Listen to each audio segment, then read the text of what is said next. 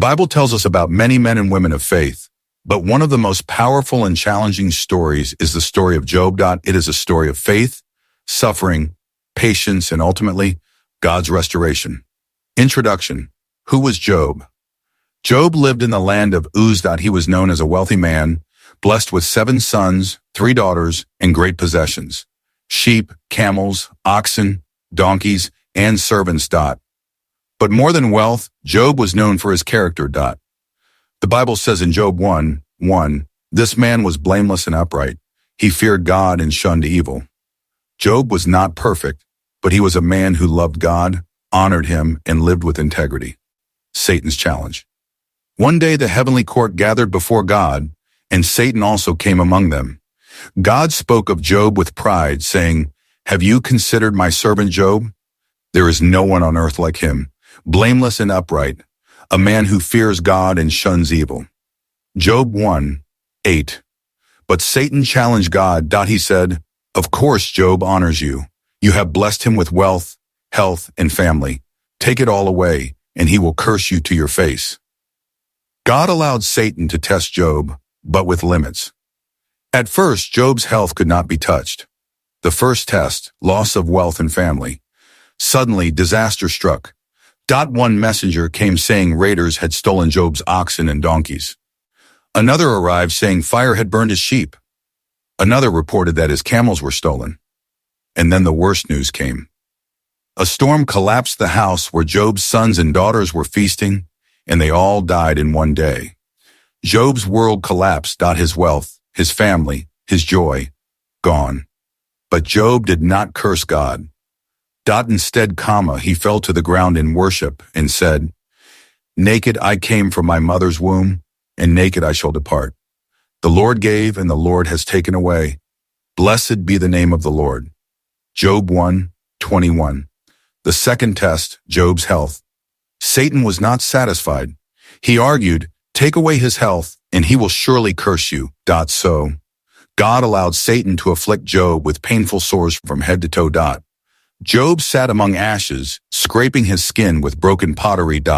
His wife, seeing his suffering, said, "Are you still holding on to your integrity? Curse God and die."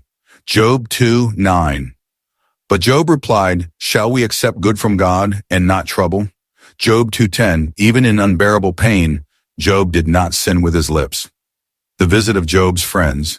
3 friends, Eliphaz, Bildad, and Zophar, came to comfort him. That for 7 days they sat in silence, overwhelmed by his suffering. But then they spoke, and instead of encouraging Job, they accused him. "Job, you must have sinned. God would not punish you unless you deserved it." Job defended himself, saying, "I have not done wrong to deserve this. I don't understand why I suffer." Their debates lasted many chapters, filled with frustration and questions about God's justice. Later, a younger man named Elihu also spoke, offering a different perspective. He reminded Job that God is greater than human understanding and that suffering can be a tool for teaching and refining. Job's cry to God. Throughout the book, Job cries out to God. He asks deep questions we still ask today. Why do the righteous suffer? Why does God allow pain? Why does life seem unfair? Job longed for God to explain himself. He even wished for a mediator who could stand between God and man. God speaks. Finally, in Job 38, God answers Job out of a whirlwind. But instead of giving direct answers, God asks Job a series of powerful questions. Where were you when I laid the foundations of the earth? Have you ever commanded the morning? Do you give the horse its strength? Is it by your wisdom that the hawk soars? God's message was clear. Human beings cannot fully understand God's ways. His wisdom is beyond ours. He is the creator, and we are his creation. Job realized that he had spoken of things too wonderful for him to know. He humbled himself and said in Job 42:5-6, My ears had heard of you, but now my eyes have seen you. Therefore I repent in dust and ashes. Restoration. After Job's humility and faith, God restored him. The Bible says God blessed Job with twice as much as he had before. He gave him new sons and daughters, and Job lived a long life full of blessings. But more important than the restoration of wealth was Job's deeper understanding of God. He moved from knowing about God to truly experiencing Him. Lessons from Job's story. The story of Job teaches us powerful lessons. 1. Faith is tested in trials. True faith remains even when everything is taken away. 2. Suffering is not always punishment. Sometimes suffering refines us, teaches us, and reveals God's greater plan. 3. God's wisdom is higher than ours. We may not understand His ways, but we can trust His heart. 4. In suffering, we must cling to God. Job's faith held even when his world collapsed. 5. Restoration comes through humility. When Job humbled himself, God lifted him up. Conclusion. The story of Job is not just about pain, it is about faith, endurance, and God's ultimate goodness. It reminds us that even in the darkest moments, God is still in control.